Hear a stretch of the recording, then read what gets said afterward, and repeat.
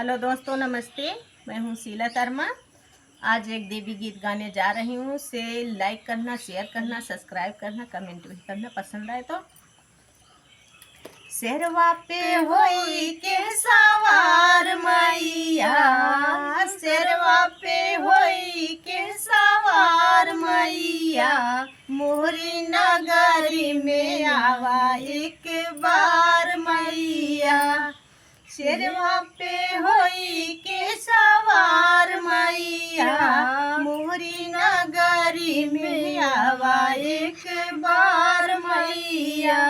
शेरवा सवार होके बागों में गईली, शेरवा सवार मैया बागों में गईली। मलिया पे होई गे दयाल मैया, मलिया पे होई गे दयाल मैया, मोहरी नगरी में आवा एक बार मैया, मोरी नगरी में आवा एक बार मैया। शेरवा पे होई के सवार मैया, मोरी नगरी में आवा एक बार मैया, मोरी नगरी में आवा एक बार मैया।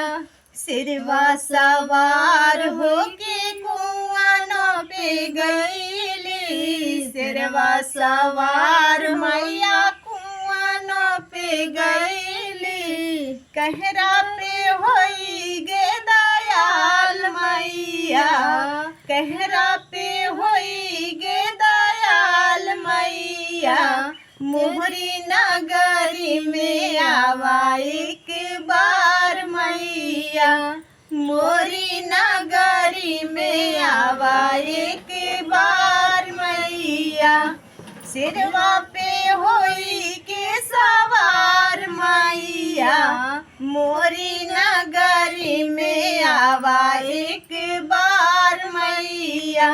शेरवा सवार होके महलों में गईली, शेरवा सवार मैया महलों में गईली। रजवा पे होई गे दयाल मैया, मोहरी नगरी में आवा एक बार मैया।